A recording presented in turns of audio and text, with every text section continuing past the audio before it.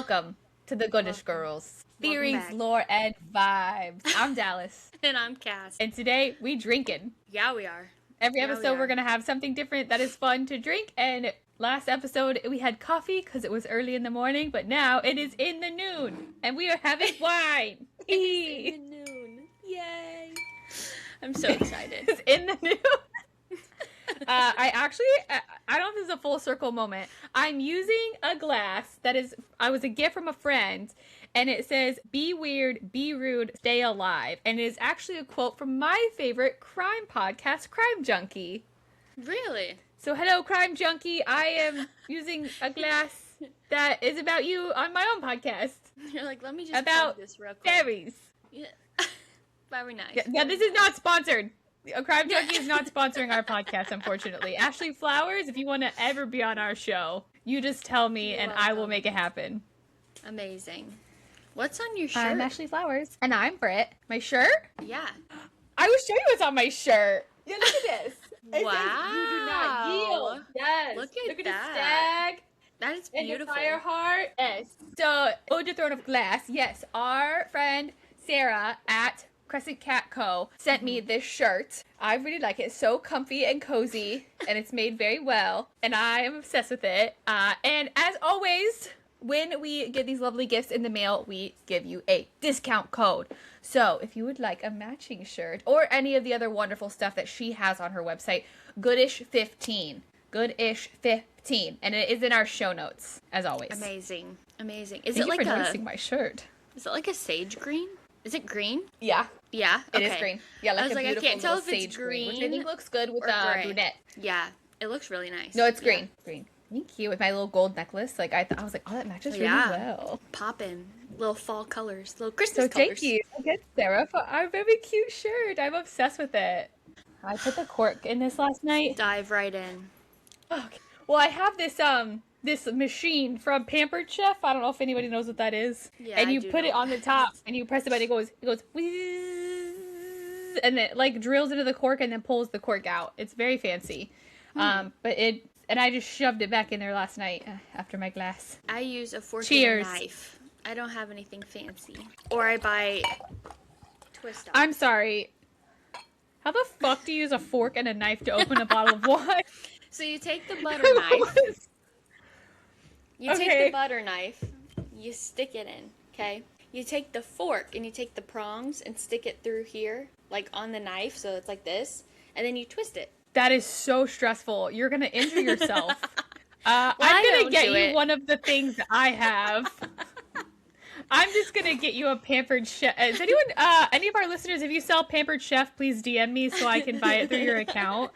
Kass desperately needs literally anything else to open that bottle of wine besides utensils. It worked. It's for now. Woo, okay. Anyways. Wild. Well, welcome to the Goodish Girls, where Kass is fucking insane. She's here for the vibes. She's here for the welcome to Jackass. Chapter 16-23. Let's do this. Let's do it. Okay. All right. So, as always, guys, this is a spoiler series, so please make sure you've read not only all of Quicksilver, but all of Brimstone and the bonus chapters as well. You can find those bonus chapters on Callie Hart's website. You can find the bonus chapter, The Maze, at the end of your Kindle Unlimited subscription. So if you're reading Quicksilver, scroll all the way to the end and then some more, and then you'll find it. Chapter 16, The Blood. So, we will be doing chapter recaps for all of our chapters, and then we're going to go into some plot points of what we think, and obviously theories, lore, and vibes. So, Ceres let out the fucking cat, and Alga is out for blood. Ceres used her fashionable garrote belt to tie up a dangerous stranger to a chair and stuffed his mouth with the old hag's velvet gloves. As this stranger accuses Ceres of many crimes, Lorith finally shows up and drops the truth bomb on both of them. Biggest plot point of this is that Guru has never been outside.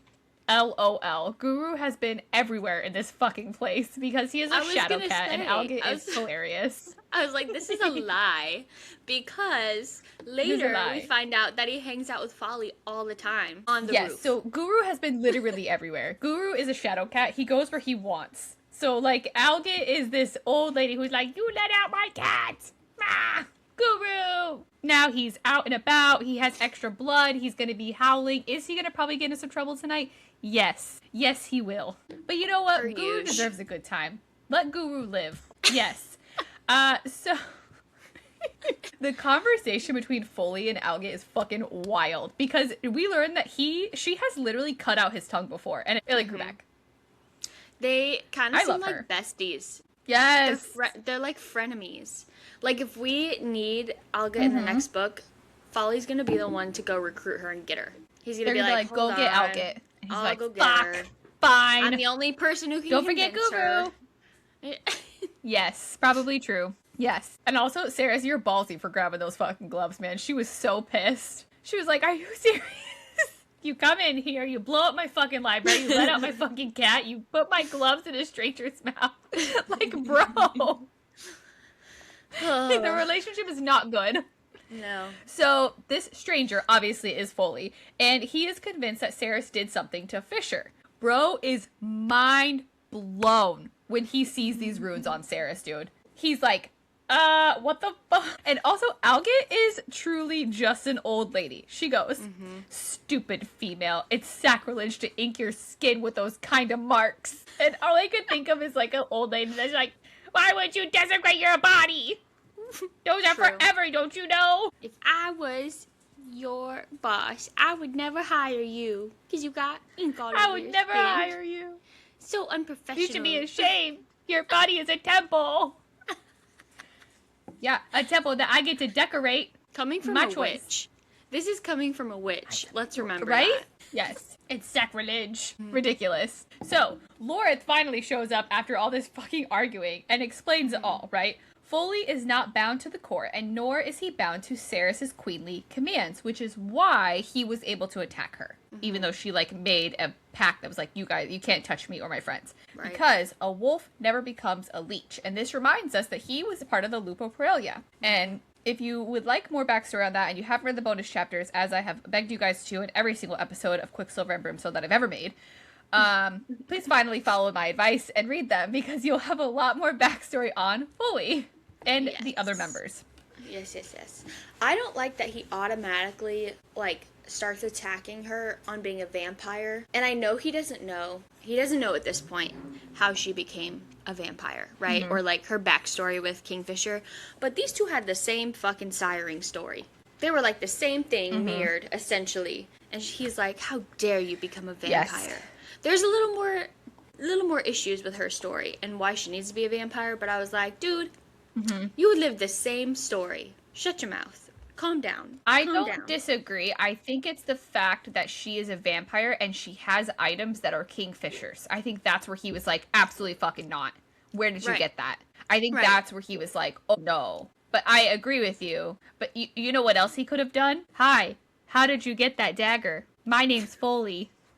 I know Kingfisher. And that looks a lot like my friend Kingfisher's, like my friend Kingfisher's toy. Did my friend Kingfisher share that with you? He doesn't like to share. Did you steal that from him? Sigh on the hill that the miscommunication trope is the worst. I hate it. And I know that sometimes it's necessary, but good God. It's not even miscommunication. I hate it. It's no communication. Non-communication trope. It's a new trope. Yeah. No. Bro, but just ask her. Yeah. Hello, Foley. You have tongue right now? Yes? You can speak? Okay. Use your words. Fucking ridiculous. So, a short chapter, but a fun one for sure. So, yes, my theory, as I have said in previous episodes, I think Algate has too much going on in this story to not come back in book 3 and be a solid side character. Yes. If I'm wrong, I will be blown away. Nah, they need to be honest. Chapter 17, The Dark Door. We get a flashback of Kingfisher's childhood. Apparently he likes to play like demons are attacking him. What a weird kid. Anyways, Kingfisher has to save Carrion again from his nasty scorpion demon. I shouldn't be drinking wine this early. I hope that none of our listeners are annoyed with either one of our laughs because we're fucked. Anyways, Kingfisher has to save Carrion again from this nasty scorpion demon, and just like Kingfisher did, I'd set the whole damn world on fire. You know what was not on my bingo card? A fucking scorpion demon in Zilvarin. Yeah, I tell you what, I knew something would come back. I was like, you know, we had Mort Hill, like, we're gonna have something else. I did not think it'd be in Zilvarin, and I did not think it would be a full-ass scorpion demon, and I love it. A scorpion. Disgusting. Because remember, I want to be a scorpion. In here, I'm a scorpion. But in real life, I'm a giant bumblebee. Okay. We talked about this, what kind of bugs we would be. I know. I didn't remember you saying that. I remember you saying you were a bumblebee. I was like, what do you mean you're a scorpion? I want to be a scorpion. But yes. I am bumblebee. Damn it. So, learning about Josen, demon. This one's pretty long, guys. I have a lot going on in this. We have a lot going on in this chapter. I have a lot of thoughts. So, the demons of old weren't spoken of very often anymore, but I still knew of them. I'd spent countless afternoons in my mother's library while the rain hammered at the windows of college, reading the books my mother set out for me. Old legends, tomes on old magics, written in old fae, tales of grand heroism and good prevailing over evil, and then stories about the old demons who had once plagued the lands of Yvelia. She had read them to me over and over again, giggling with me as she tucked me to bed, pretending to be one demon or another as she attacked me when she had been Josen, the king, or the demon of the desert, fractured into his multitude of stinging scorpions. She had pinched me lightly, tickling me, all while demanding, as she always did, "And how will you stop me, sweetheart? What will you do to send me scattering into the dark?" And what do? You let in the motherfucking light.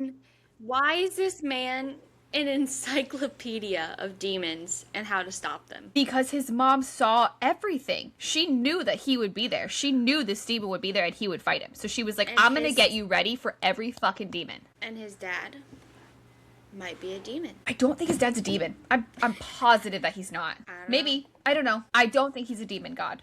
And here's another reason why. Okay? Because when Everlane is walking through the castles, book 1, and they are bowing and praying to the gods, they do that to all 7 of the gods. But why would they do that to a demon god? Unless they don't know. Or is it a respect thing?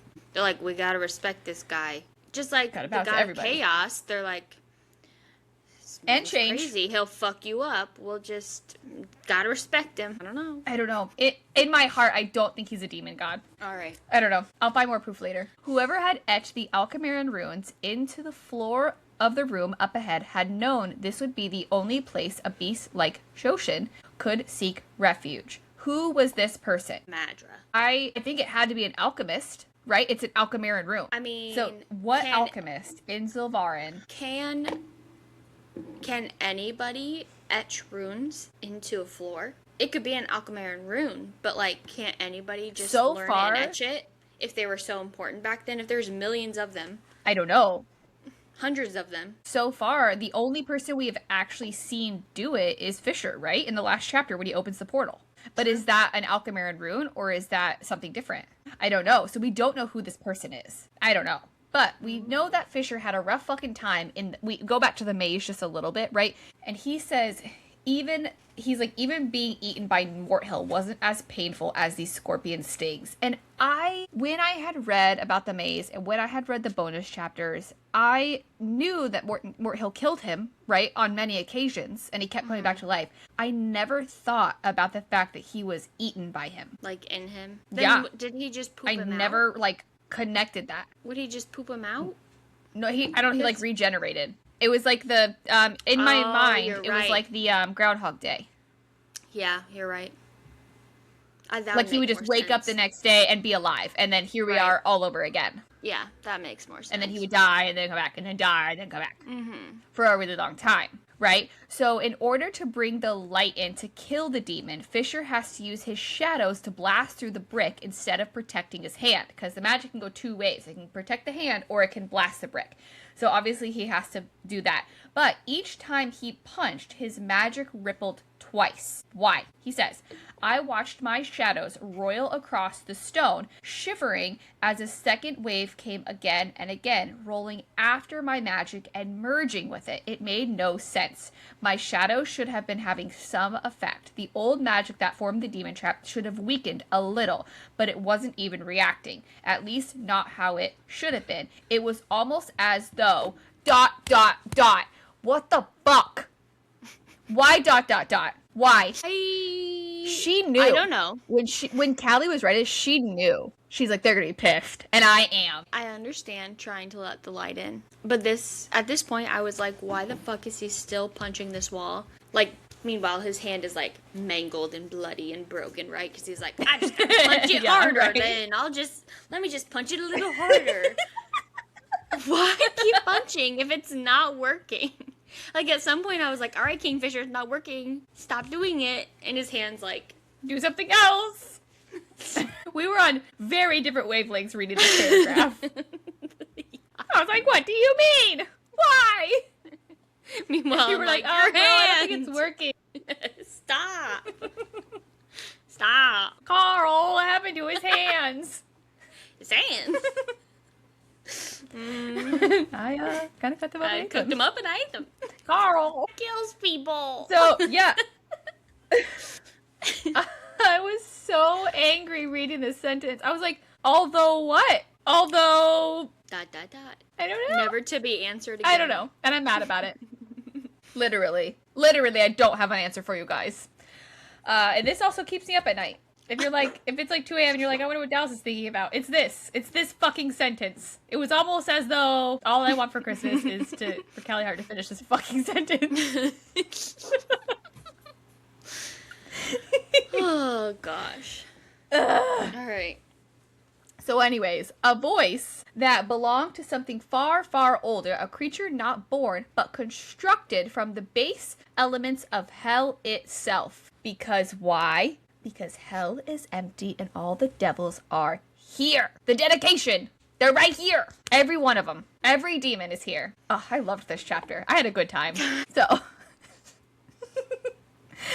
The demon is also speaking Old Fae, which it should not know.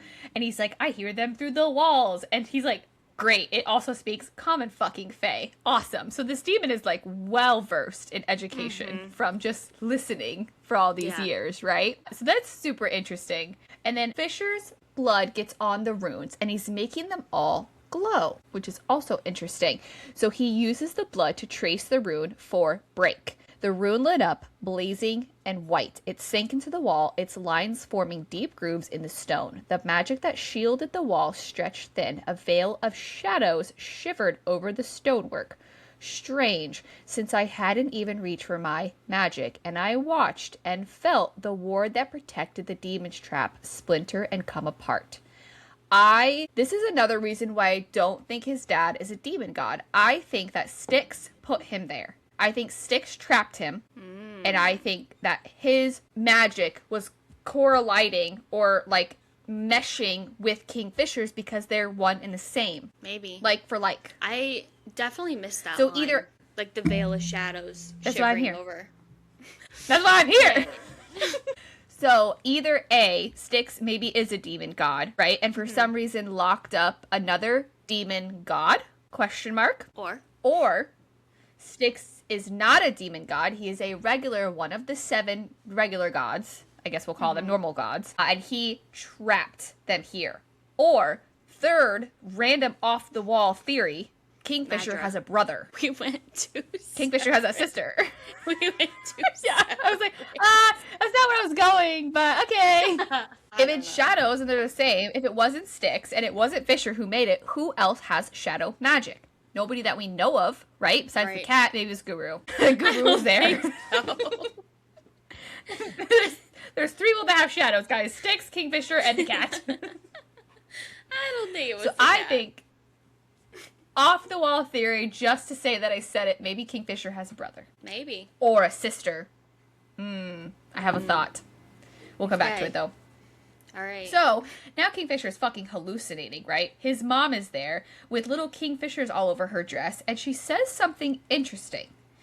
Now, we know that this is obviously a hallucination, and this is his own inner conscience speaking out through her, right? It's not really her words. She says, you were the reason your father went away, you know. You were the reason he died. But he's Is not that dead. talking about Styx? Is that talking about Finrin? It has to be talking about I think Finrin. there's 2 men, right? I think there was 2 men. I think there was a man named Styx that fathered him, sired him, in a way. And then I think there was a man named Finran, who helped try and raise him. As I read this book, I lean more towards that.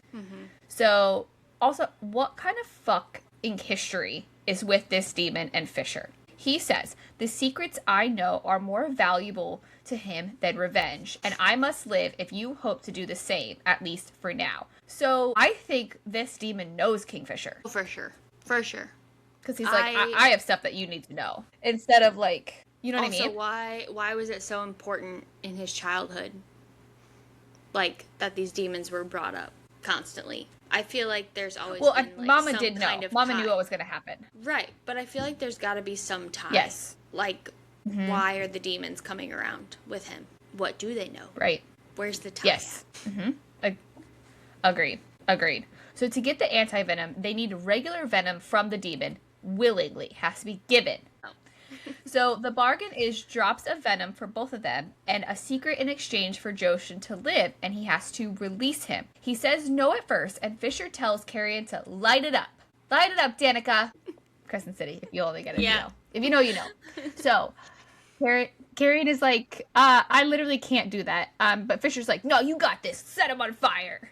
And Fisher suspects that fire is one of Carrion's magics. He just probably doesn't know it yet. Yeah, I didn't catch that. I thought he was just trying to be like, okay, fine, we'll just kill you then. And then the demon be like, no, please, don't. That's what. No, not the buttons. Not the gumdrop buttons. That's how I viewed this. So, the agreement is set. Your life for ours, a secret and a promise that you will not be released and not caught in another demon trap. Fisher then pulls out a little box and puts one scorpion inside it and closes the lid. He then demands the secret that was promised. So, the demon let out a cry of frustration, and then it said, where there is light, there is always darkness, Shadow Weaver. To kill a queen, you will need to visit the darkest of all places. You will need to strike a deal far more costly than this one if you hope to succeed. And the beast who lies in wait for you there will not be so easy to trick as me. She will eat you whole, Shadow Weaver. She will tear away your soul and feed on it for decades. Holy shit. What the fuck? Now knowing the ending and rereading this. I want to hear your thoughts before I tell you mine. Holy shit. Okay. My thoughts are just now coming to me because I, again, read for the vibes and was just like, yeah, okay, whatever you say. But now knowing the end of this book. Gotta kill a bitch later, right? Yeah, and rehearing this, I'm like, what? Mm-hmm. We know that this literally happens. And the part of the book that Saris is in, when the book read ends, after the trade. The trade. And he says you'll need to strike a deal. What's going to happen? Is he going to trade a part of his soul? But also, here's where because we're assuming, right? We're assuming right now that he's going to meet with Styx, who is his father. Right. And make a trade, right? Yeah. But hear the line again. You will need to strike a deal far more costly than this one if you hope to succeed. And the beast who lies in wait for you there will not be so easy to trick as me. She will eat you whole, Shadow Weaver. She will tear away your soul and feed on it for decades. Right. Who is she? The dragon. If you're meeting with... Is it a dragon? We already left the first female dragon. So who are we actually going to meet? Did we, though? Is it not Styx? We met a mother dragon. One of them. Is it Madra? And I had originally thought Madra, right? Because it's like to kill a queen. So sure, maybe to kill Madra. But I think there's two females. I think there's Madra and I think there's somebody else in the darkest of all places. Maybe Styx is married to a demon goddess. I'm reading that as, well, with the ending of the book being like, oh yeah, that dragon was waiting there for him and wants to kill him for killing her kid. Yeah, but she's not going to feed on his soul, right? She's just going to eat him. That's true. You know what I mean? I think it's something that we haven't... I think it's something, a she, that we have not met yet. And yeah, I don't think that it Styx, that is lying in wait. Yeah, I don't think so either. I think it's another Styx. demon. Yeah. I think they need to meet Styx and have this trade happen, but I don't think Styx is going to be the problem. Agreed. Yes. So, the demon lit on fire. And it burned every part of him except for what was in that little box. And that's what happened in that chapter. But here's some things that I noticed as well. Okay, one thing that I have noticed so far that's really interesting is that the words boom, boom, boom have been really repetitive in this book. Have they? I don't know if it means anything, to be honest. I just feel it. Okay. I don't have a theory. I just was like, that's odd. Because she didn't do that in book 1. She didn't do that in book 1, but she did that in book 2, where it was like boom, boom, boom. Like when the blood core is waiting for her. Boom, boom, boom. Right? Like her pounding on the walls. Boom, boom, boom. Right? And it's like Sarah, right? Sarah J. Maas. This is just my guess. I think Sarah's favorite number is 3, right? She has 3 series. A lot of the Crescent City only has 3 books right now. And in Akatar, you have 3 books and then a novella. And then there's 3 sisters. And she uses down, down, down, and around, and around, and around. It means something. I don't know what it means yet. But it means something. Does. It means something. I know it. Okay, so another thing that I wanted to talk about, which I kind of had mentioned earlier, is before Joshin was put into the box and set on fire, he says sacrilege, which is also the second time that this word has been used, first of all. Second thing, it says sacrilege, Joshin roared. I am a god. You cannot. And I wonder if the lost demons or whatever are part of the lost gods, because he claims he's a god. So is he one of the demon gods? Are these the demon gods that we were talking about this whole time? I don't know. If he didn't say he was a god, I never would have thought that, but he says it. He's like, I am a god. Right. Right? So who is trapping these demon gods in these areas? We know that Mort Hill was trapped in the maze by Malcolm. Yeah. So did maybe Madra? Or again, maybe Styx? See, somebody came in and trapped this. That's why I think Madra. Because if Malcolm could trap a demon god or a demon, right, in the maze, then did Madra put him there in the city when she made all these other things happen and there's change within the city? What did Malcolm also have? An alchemist. We gotta get rid of this bitch. Was there ever a time where Madra and Bellicom were good with alchemists? Or were they always threatened by them? Probably always threatened, because they're little bitches. But, like, they had to use them at some point. There were hundreds of them. Right. So. I need more history on this, right? Yeah, I agree. Interesting. I don't know. I agree. That was a really fun chapter, though. I had a good time. My mind was doing the math symbols in the sky. Yeah, I bet it was. I was like, I was typing so fast. I was like, I have so many thoughts. Gosh. Chapter 18, Brother. This chapter feels like a literal episode in Days of Our Lives. In this library right now, because Lorith and Foley are about to wade through some rough history with Ceres right in the middle. It's gonna get First crazy. thing about this episode, Lorith and Foley are having their reunion, and it's not going well, right? Foley has been hiding in the library, which is why Lorith hasn't found him yet, because he hasn't climbed up 500 stairs, right? He makes one remark to Ceres, and Lorith has him on his fucking ass so fast, it's not even funny. He was like, bam! Like, straight over the fucking table, out the window. And I need that in my life. I love that Lorith is protecting her over Foley, like, immediately. Like, they have this whole, like, thing where Foley's like, this girl's bad. She killed my Kingfisher. What? I don't trust her. And Lorith's like, I will protect her over you any day. Fuck you. Yeah, I will literally fucking kill you, bro. Again. So, the one thing I didn't see coming, also my bingo card, is I didn't think Lorith would make it on my book boyfriend list. What? Like, Kingfisher's number 1, right? I liked him in book 1. Like, I did not like him. But, like, book 2, I see him in a new light. And I'm like, I think he can be in my top 5. Top 10. Top 5. Top 7.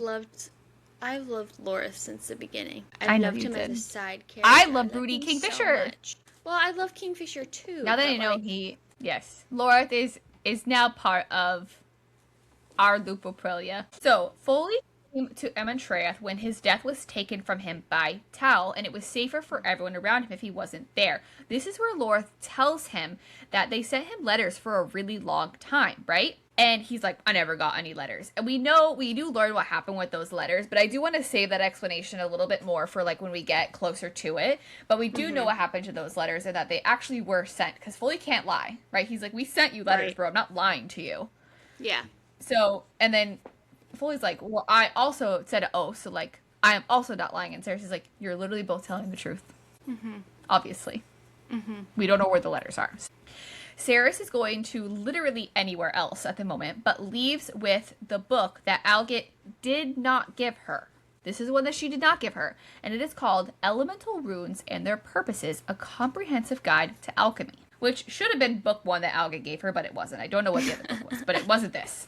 Right. So this is where things get interesting. Foley finally realizes that Saris is telling the truth, right? The runes are real. The mate part is real. She is an alchemist, and she also has not slept in a really long time. Awkward. I know we talked about this a little bit earlier, but, like, I just kind of wanted to square up with Foley in this chapter. Like, yes. You've been gone for how long? And you say that you a long time. Love and trust Kingfisher so much. So when you have somebody else who just as much respects Kingfisher telling you, like, she's bonded to him, he trusts her, like, they're together, like, this is the thing, you need to trust her, that he's like, I don't fucking believe it. Fuck that bitch. I don't want to work with her. This is where I was like, all right, get over it. Pull it together. I don't know. Yes. Even if Kingfisher was there, which we know later on, they have a conversation, and he's still like, I can't believe you, Kingfisher. Yeah. Yep. Agreed. So, alchemists, as we know, need sleep in order to replenish their power.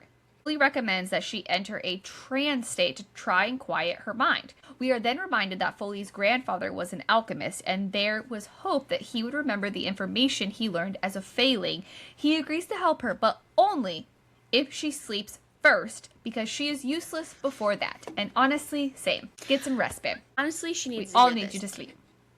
Because hearing it from anybody else, she has not cared at all. But he's like, I have this important information, and if you want it, go sleep. Go get your shit together. I'm not giving it to you unless. Like, anybody else I feel like would have caved to her and been like, okay, fine, you can have it still. So she needed Foley to be like, no, for real, you cannot have it. Goodbye. Yes, agreed. Chapter 19. This chapter is a little wild. Kingfisher and Carrion have a bad trip, and then they end up bonding over loving the same girl.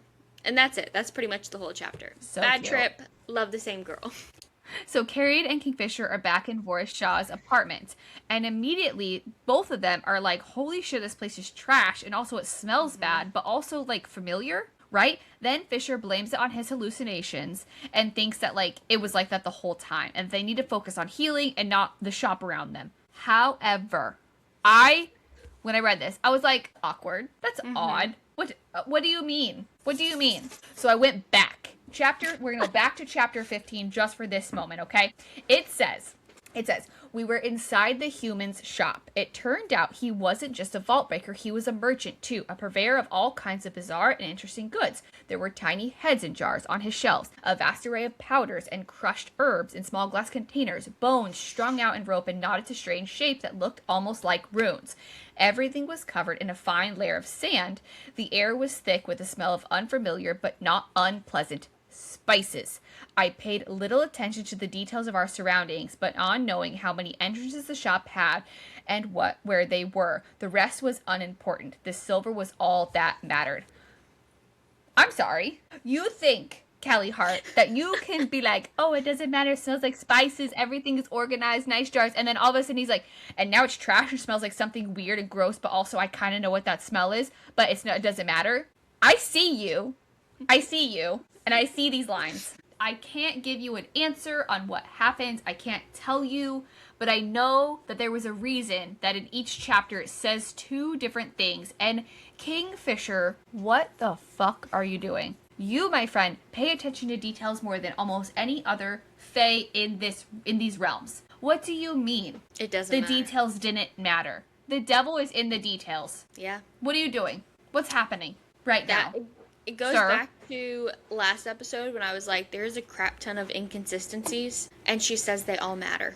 They're all important. They're there for a reason. Something is happening. Yeah. So, anyways, okay, I digress. They all have to work together to find the tools to make the remedy, which we know Fisher learned plant medicines as a failing. Also, Mama Fisher is back as a hallucination, and she's still being super mean. And then Morel shows up, and she's also, like, being kind of hurtful. And this entire conversation hurt my heart really bad. Yeah. And again, Mama says something interesting. You're just like your father, aren't you, darling? Always too late. What does that mean? What does that mean? I literally wanted to throw up hearing this. Reading this line, hearing Morel and his mom just like spew nasty ass things at him. How dare that demon. That's all I have to say. How dare that demon. How dare you, Joshin. How dare that demon. The audacity. Yeah, disgusting. Yes, I think that all of these comments from his mom about his dad mean something. You know what? Yes. Fair. So also, dead people are talking to Carrion, and I hope that we get a bonus chapter on who the fuck that person is. They're trying to fight him. He's yelling, "Stop! No, don't! She's sick! Please, please, please, please, don't take it! I can't help her without it. I'll do anything. Please, I promise." Who is this? What is happening?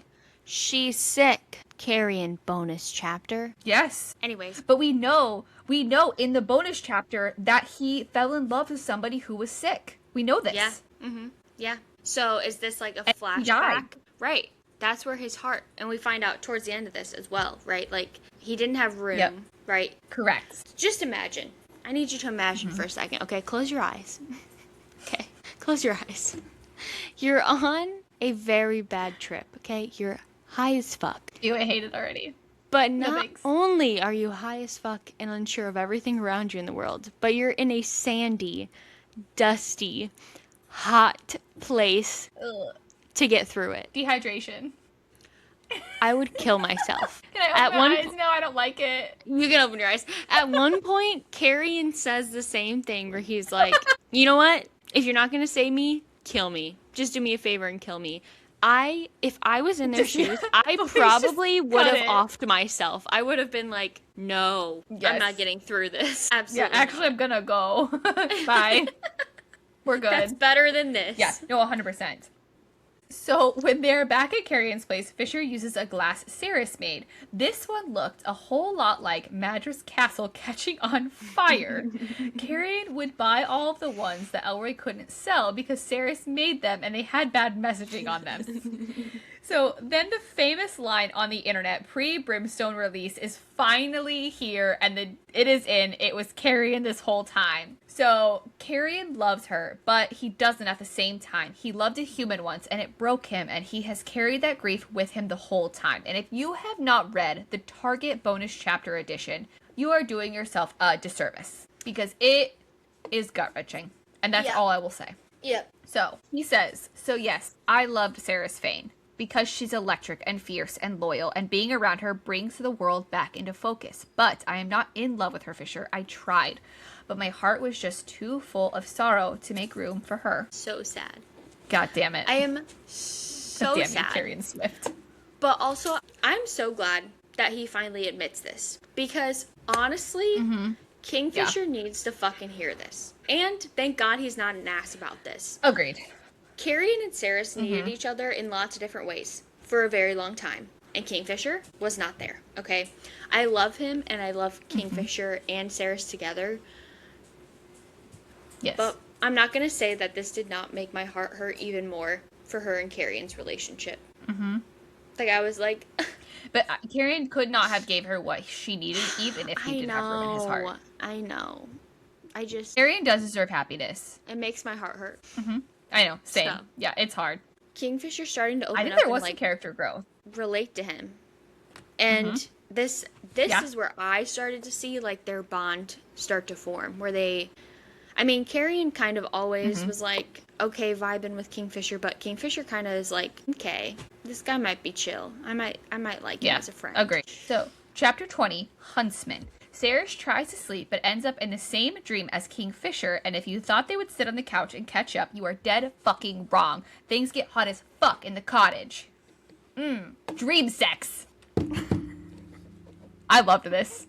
I ate this shit up, dude. I'm the emoji. Oh my god. Yes, you're the meme. She's like covering all but one eye. I'm like binoculars. Let me see. Okay, so Ceres is attempting to clear her mind, right, and sleep. She ends up in a small cottage on a hillside where Fisher stood. This is the Huntsman cottage, and Fisher's father brought him here when he was young. Finrin or Styx? I don't know. I don't have the answer for that. We're in a dream.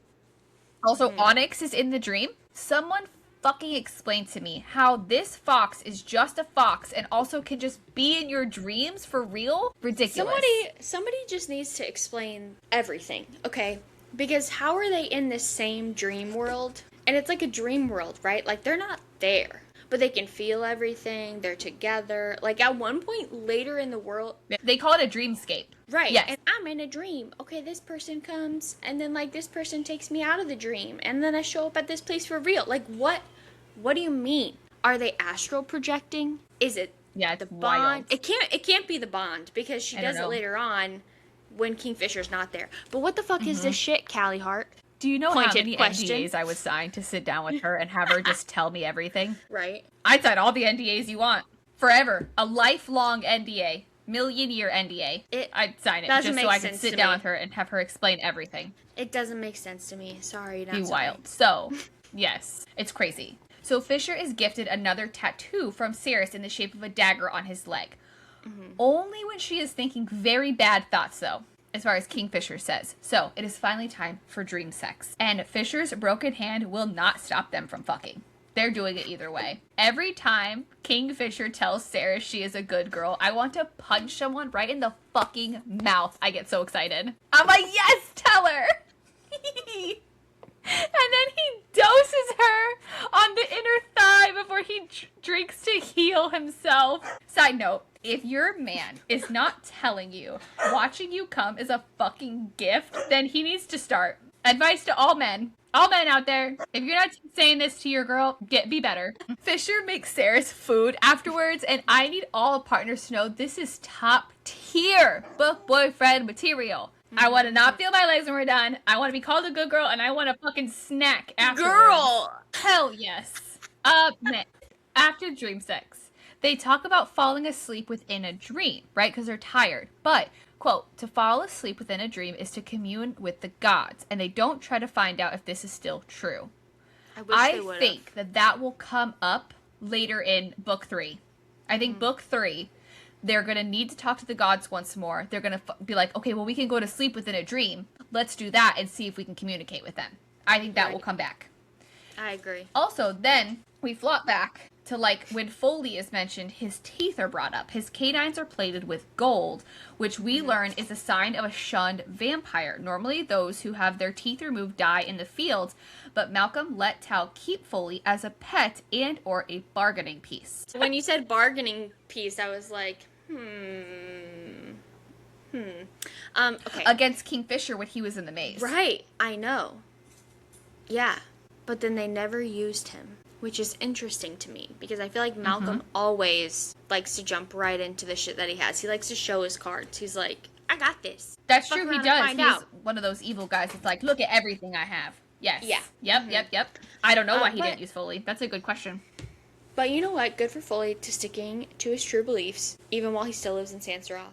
So, then we get a hot-ass piece of gossip, right? Benfis hates Tal because Tal was supposed to be married to Everlane. On the night before the wedding, Tal fled and left Everlane and the Winter Palace kneeling at the throne of Sansaroth. Why? Because of his love for Zovina, which we have mentioned in previous episodes, but this is where we, like, truly find out. Like, he left Everlane for Zovina, and I need to know Everlane's thoughts on this. Once I know Everlane's thoughts, it will tell me an entirely different picture. Is she cool with it and is like, I really didn't want to marry him anyways? Or is she like, oh no, my one true love left me for another woman? Like, what does Everlane think? God damn it, wake up. And listen, I like I said in the last episode, I understand why Ren is mad, okay? He's like, how dare Tal decide to do this, right? But he should literally be thankful that Tal was like, no, I'm in love with this other person. I'm not gonna let Everlane be married to me and have this terrible marriage. Okay, now he can have Everlane, I mean, if she wants him, and Tal gets to stay in his own fucking lane. And he pretty much does, right, when it comes to, like, you know what relations with Everlane and the girls, at least. Yeah. What do you think? I think that Ren thinks that he's not good enough for Everlane. I can see that. But also, does Everlane want him? Because how long have they been kind of, like, in this thing together? We don't know. Since Tal's been gone. She probably had plenty of chances to be like, Ren, I love you. Why hasn't she? Does she not love him? Yeah. Did she love Tal? But I don't know. are we rolling on the roller coaster that Everlyn is actually going to be a villain? Is she smarter than people are giving her credit for? If we are, why would she give herself to Renfis if she had other plans? Right. If she is a villain, did she keep him just close enough to know things, to know everything, to be able to use it against them? Right. Exactly. I don't know. Yes. So wild. That's the end of chapter 20. Theories? We kind of talked about it already, though. But, like, book 3. Yeah, I think I said most of mine already. Like, there's a couple of different things that I have for book 3. I think they're definitely going to go to sleep. And then sleep again within their sleep to talk to the gods. It seems like a pretty fucking open door right there. Right. I kind of wish they would have in this book. Because when Ceres gets sent back, right? She's supposed to be, like, out of the gods' tapestry. Like, they're not supposed to be able to help or intervene or control her and Kingfisher anymore. So what would happen if they were like, hey, we're back? I don't know. But they would have struck a new deal. Do you want to stay for Could they supper? even do that? You want to stay forever? Yeah, I don't know. It's weird. Chapter 21, Dianthus. This one's a pretty short recap. But Kingfisher was a pirate. Carrion was a princeling. That's it. That's it. So, first thing, are we gonna sleep past the first fucking paragraph in this chapter? Fisher used to hang out with pirates named Jack and Prost and punched him in the face and broke his entire hand before Gilthry. Kingfisher was a pirate. When are the pirates going to show up? I don't know if he was a pirate. I don't know. I don't know if he was a pirate. It didn't say he was a pirate. He said he used to hang out with pirates. I mean, I think but if he had fucks around like with them, pirate phase, like an emo phase, just a phase, Mom. Shiver me timbers. Okay. Arg, you're not my real dad. Oh my god, we're the fucking worst. We're idiots. Crying. Out of the dream, the tattoo was still on Fisher, and he smelled like Ceres, but he was fully healed. Like, once he wakes up, he's done. He's healed, ready to go. It still doesn't make sense to me, the whole dreamscape thing, but then it's not a dream at the same time. Like, I think it's just a little too far out there. I don't know how she's going to wrap this back in, or, like, explain it. It feels a little out there to me. I don't know. Other than the fact that Kingfisher is a god, or a half god at least, right? He has extra powers. Maybe he brought Ceres into that dream. But still, I don't know. It feels like it's like a whole different dimension. Just let them have their dream sex, Kass. Well, we all want this for them. I'm honestly not so focused on the dream sex part. It's like the middle. I'm focused on, like, later in the book when she literally uses it again. And then all of a sudden she shows up. That's true. In a different place. We will get into that. Weird. It doesn't make sense to me. Anyways. That's why I'm saying I don't think everybody gets to have the dream sect. I think only these guys. Ish. I don't want to go into that too much today because I have other chapters and I have more thoughts. Yes. But either way, in the apartment of Carrion, there's a drawing of a woman who was Amelia Dianthus, and it reminded Fisher of what happened to Carrion's mom. Bellicon found her in a bathhouse and carried Ruick Dianthus' sword, Bitterbane, in his hands, all bloody.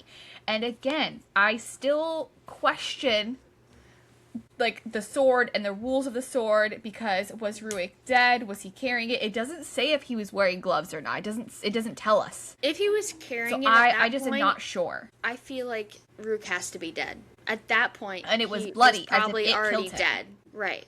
I think he was already dead. Right. Yeah. And then where is Bitterbane now? Where is this god sword? Bellicon probably still Why has was it. Bellicon so focused on having Solace if it still had Bitterbane? He probably wants to collect them. Bellicon has a lot of power that we don't understand, so I feel like he likes to collect these things, and he probably uses them all in different ways. Yeah, like Pokemon. Mm-hmm. Yeah. Yes.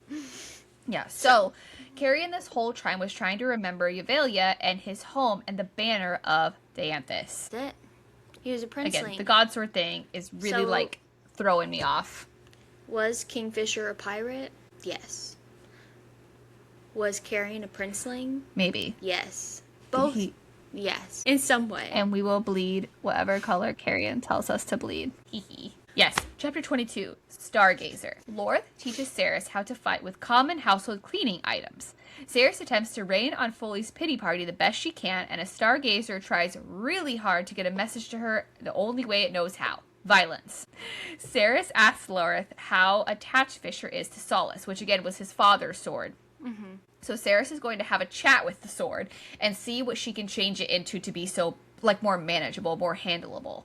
And I love that it was like, I can handle this sword just fine. I'm so tall, but, like, the sword is, like, 3/4 of my fucking length. So I get it. I'm here for it. So we learn more about the Stargazers and how they're, like, pure and trusting. They have no concept of right and wrong, and when they're compelled to do something, they follow. They can steal people's hair for nesting, but if somebody compelled it to, they can bring it back to whoever is using it for no good, mostly with witchcraft. I do have a question though, because like it is like, okay, with right, I'm saying I think her and Adina were friends or something. So I wonder, because the Stargazer is in the library, right, and we know that when it goes after Ceres, as soon as it leaves the library, it dies. So how is it supposed to steal somebody's hair and take it back to somebody else? Because it's not leaving the library. It's going to Algot. She's the only witch. I mean, maybe. That's really interesting. So Ceres' runes are glowing and burning again, and Foley points out a very special rune, an arrow bisecting a circle, one of the most important symbols for an alchemist, the rune for Quicksilver. Thank God for Foley. If he was not there, none of them would have any idea what the fuck is going on with her or what's important at all. They'd be like, wow, look at those fancy things on your hand. They'd be like, that's a new tattoo. And she'd be like, yeah, I don't know what it does. I don't know.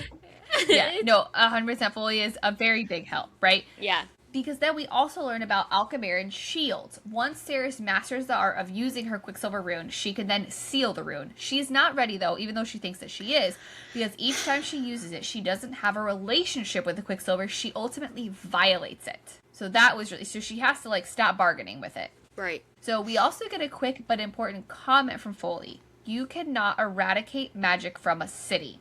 Once it takes root within a community, it never leaves. And then he says, quote, that is not just a circle. That is the foundation of all powerful sigils and runes. The strongest magic is circular, like a wheel. It is the symbol of forever, the beginning and the end of everything. It carries magic on a loop, amplifying it, giving it strength. This is the most important magical signal symbol there is. God fucking damn it, Nadra.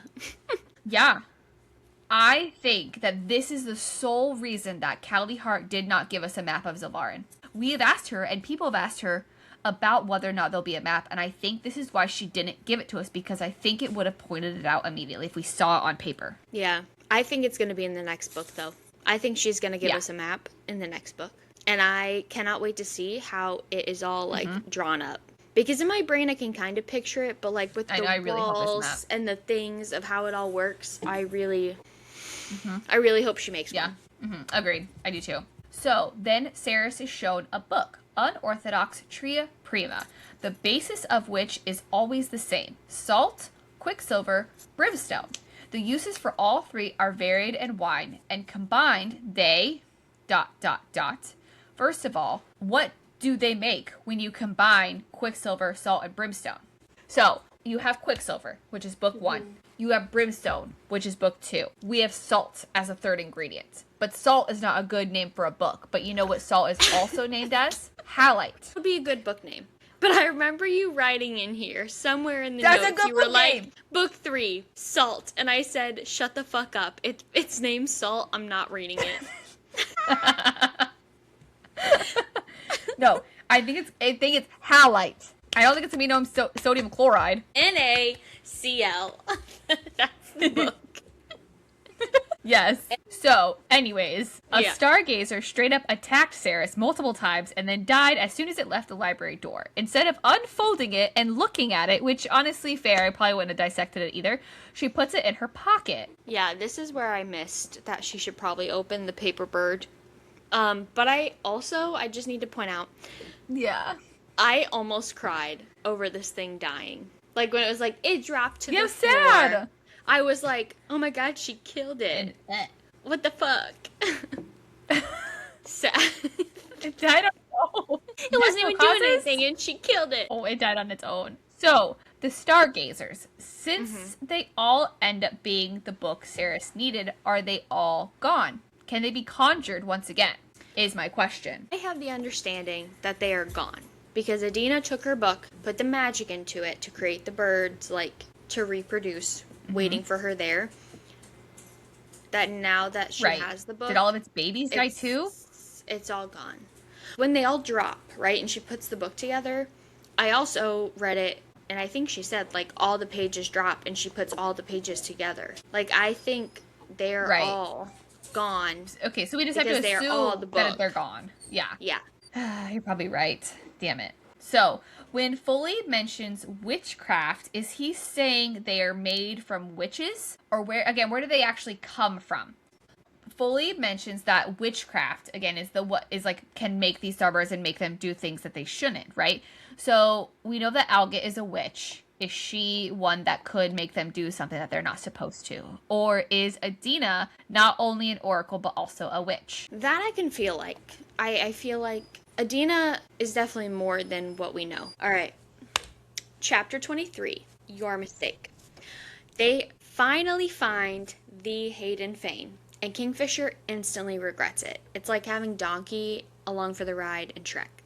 Also, Madra is just out here making cartoons for her kingdom, and the people be believing her. Sounds like Stockholm Syndrome to me. That's the chapter. I mean, all the ones who are wearing the plague bags are like, look at this drawing my queen made for me. This is so nice. Even the ones that didn't, cough, cough, Hayden, cough, cough, Third Ward, they're like, Madra drew this cartoon and posted it on the wall, and it's the truth. It's real. Can't stand her. Can't stand it. I still am skeptical. We never talk to Madra in this book. We never see Madra in this book. We literally just assume that everything they're saying is correct. Is Madra I'm hesitant. alive? Right. I don't know. I don't. They find Hayden Fane. Finally. He is alive and well and immediately hates Fisher and calls him out by name. Kingfisher of the Agen Gate. Shut the fuck up. He's like, isn't that you? Immediately shut the fuck up. Immediately, no. The Guardians are handing out papers with their faces on it saying the Butchers of Zilvarin. Did this remind anybody else of the movie Tangled, where they're like, they didn't even get my nose right? No, but when I read that, I was like, that's kind of funny, though. That's kind of funny. It is kind of funny. Yeah. His name's not Kingfisher. It's actually Flynn Rider. Or it's like, when Flynn Rider's like, that's not my real name. My real name's Eugene. And Kingfisher's like, that's not my real name. My real name's Kaden. It's actually Eugene. Kaden also said that Fisher killed Ceres right before she was about to be parted. He slit her throat and they dragged her body through the third and showed everyone. Questions, okay? Yes, I have what is questions. your question? 1, did nobody see the face on the body? How do they know that it was her? Was the face bashed in? Also, was it another girl's body? It was a drawing. No. He says they slit her throat and they dragged her body through the third and showed everybody. A body, right? This is not the cartoon. This is like a legit body that they dragged around. I see. So, whose face was it? Was it hers that they somehow glamored to make it look like her? Face. Was it? That's what I'm thinking. Black hair. Thin girl, black hair. Yeah, that's what I'm thinking. Or did they glamour it? Because obviously she has some kind of magic. There's some kind of magic in Zilvarin. Did they glamour some random body? I don't know. Right. But then my question is, what is the point? Why dress up Ceres? Is it to show Kingfisher? But, like, Madrid knows that Kingfisher and Ceres are together. Like, she knows. Like, he knows that she doesn't have her. So what is the point of purposely dragging Ceres Fane through the third? Why is that the choice? I mean, there's no one waiting for her, right? Besides Hayden and Elroy. Right, but she was a part of Elroy's business. And I guarantee you, with Elroy working with all the silver and the shit that he's done over the years, if she's trying to put it out there, and then everybody that's ever worked with her within the business, because later on, when Hayden tells her what happened, she's like, and they just believed it. Like, they truly believed I would go against everything I believe in and follow this queen. Mm-hmm. Right. And he's like, yeah. It just seems like a weird move. Well, Hayden's an idiot, so.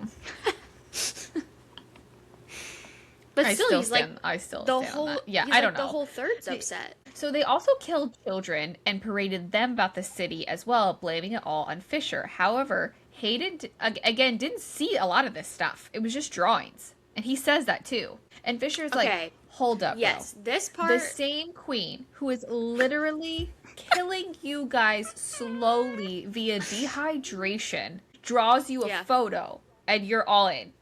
You're like, bet. Yeah. Okay, all right. She's like, the fuck are you really Viserys? Yeah, she's like posting the Sunday cartoons to the paper. She's like, and here's another cartoon of what's happening. And they're all like, oh my god. And they're like, oh my god. I'm seeing it in real time. It's the lack of water. They're not there. I guess, yeah. I personally wanted to throw hands with Hayden. He is so stupid. And I know it's not his fault because, like, Sarah shielded him a lot. So, like, he literally has zero common sense with anything. But this tiny, 18-year-old boy is there, like, in 21. Okay, whatever. He acts like an 18-year-old. 16, actually. He acts like baby. This baby man is standing there, staring this, like, I know he's glamored, but, like, 7-foot, like, Fey warrior over, like, in the face. And he's like, you did this over something he didn't see with his own eyes. What an idiot. He's, like, asking to get killed. Literally. Like, what if it was true? Yeah, he doesn't care. He's like, eh. And Kingfisher's just like, slits his throat. Done. Bye, Hayden. That'd be wild. But either way, instead of leaving right away, they have to go back to the third so Carrion can say bye to Gracia. This was a pivotal moment for the relationship between Carrion and Fisher. Carrion literally has nobody. I mean, he has, like, his friends now. But, like, he has nobody that has been, like, his family forever. He has nobody. And his real parents are dead. Him into a hug. He feels so bad for him. He's like, it's okay. And he's like, no, get off. And he's like, I'm just going to go tighter. He's like, I'm just going to hold you till you get done crying. So wild. Yeah, it's really sad, and I feel like Carrion's story is just growing and growing. Such a good side character. So the Quicksilver is speaking to Fisher once again, almost childlike, it says. It is happy when they are traveling in the direction that it wants them to go, and then mad when they change course. When the Guardians are chasing them through the streets, the Quicksilver wants them to go towards the Guardians. Finally, the Quicksilver eventually gets its way, and Kingfisher turned in the other direction. And so it's like, yay, go that way. And also, it's noted, like, and this is kind of backtracking a little bit to, like, with the flyers and stuff, it's noted that there is now a reward for the person or people who report Carrion and Kingfisher, and they get a year's supply of water. So they get, like, 2 glasses of water, basically. She's like, you can have one water bottle. You can have a pint of water. And they're like, bet I'm gonna gut somebody for that. So as they're running in the way that the Quicksilver wants them to go, they pass by Guardians who are gathering girls for cleansing day. And bro flips a fucking switch. Can you imagine seeing that, though? Can you imagine? It's like Handmaid's Tale. It's like you're just walking through the street and then you see all these young girls lined up and the guards are just like, have them against the wall and they're just like marking their bodies. And Kingfisher was wild. Like, absolutely not. I can't imagine. Yes. Yeah, it was insane. So after all the carnage is over, they follow Hayden in a direction he thought was safe and in, again, the Quicksilver's direction that it wants him to go as well. This is when Fisher noticed that the time where he should have been out of magic, he wasn't, right? Because supposedly he should only have a little bit. He had plenty of it, even after using it on all of those Guardians. So he encompassed all of Sylvarin in darkness. Poof. Everybody's in shadows. For the first time ever, everybody is in the nighttime. But I want to know, how did it replenish in a place where his magic shouldn't work? Is it a glitch in the system, in whatever kind of spell work the city is? How does, because right, he should only have a teensy bit of his magic to use the entire time they're there, and he's used his magic quite a bit already. So how did it replenish is my question. Because if you're looking at towards the end of the book, right, it says, because Zilvarn is in a big circle, it is a wheel of magic. So in Kingfisher's mind, there's no magic in this land. All the magic dried up, but it never did. It always has been magic. But they killed all the alchemists, who are like the magic users, and the ones who are there are in hiding. So I think it was a lot of assumption, right? I'm assuming I can't use my magic. I'm assuming that it will need replenishing. I'm assuming that I won't have a connection because I'm not in Yuvalia, I'm in Zilvarn. And then he was like, hold on, I should not have this magic. I just used everything that I had, and I'm still full to the brim, basically. Right. Because he's gathering it from the ground because the magic never left the city, ever. Okay, well that's what I was wondering, because... Right, later on we find that out, and Zilvarn is basically some spell work magic system. But, like, yeah, I don't know. I think with how it was explained, I was like... Right. Is that a different kind of magic? Or that Zilvarn's a different kind of magic still? And it's a glitch in the system somehow that he can replenish his own magic there? But I see what you're saying. I don't think so. It's just probably assumptions. I would think so if towards the end of the book they weren't like... Yeah, if at the end they weren't like, oh shit, the circle. The city is literally a circle. Right. The circle is the strongest magic. Yeah. If we didn't get to that in the end, I would be like, that's sus. But because they did, I was like, yes, got it. Everyone has their magic there. They just don't know it. That makes sense. So that was interesting. And that's what we have for this chapter and this episode. Yeah. That was a pretty good one. We had a lot of stuff. What was your favorite quote? So it's right after they get done with the demon. And Carrion, like I said, close your eyes. Now imagine you're on a bad trip and you're in a dusty, nasty, hot place to get through it. And Carrion says, hate to be a bother, Carrion wheezed, but if you're not in a position to save me right now, then could you possibly kill me instead? Because this really sucks.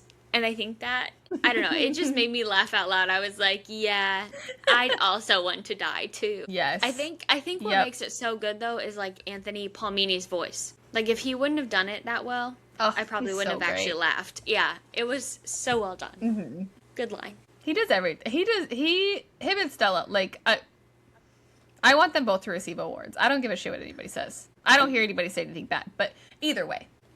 They deserve awards. That's fair. Okay, so I always pick a couple options and then I like choose from one of them. So there's two that I really like. Okay. Okay. So there's one, and it's from Carrion, and it says, "Do you ever wake up sometimes and think, God, wouldn't it be nice if I hadn't just gone toe to toe with a scorpion demon from hell?"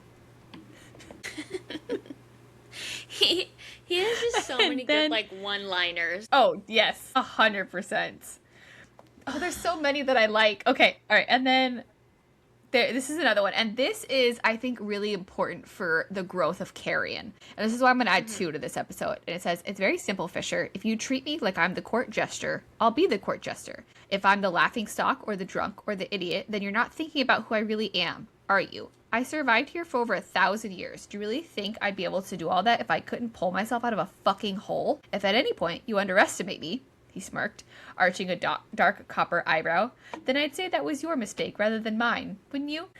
So good. So good. So, yes, thank you guys for joining us on our third episode with our Brimstone coverage. We are having the best time ever. If you had fun, make sure to join us next week. But also, please make sure to like, rate, and subscribe to our channel so that way others can see our show and enjoy this as well. And again, I'm Dallas. And I'm Kass.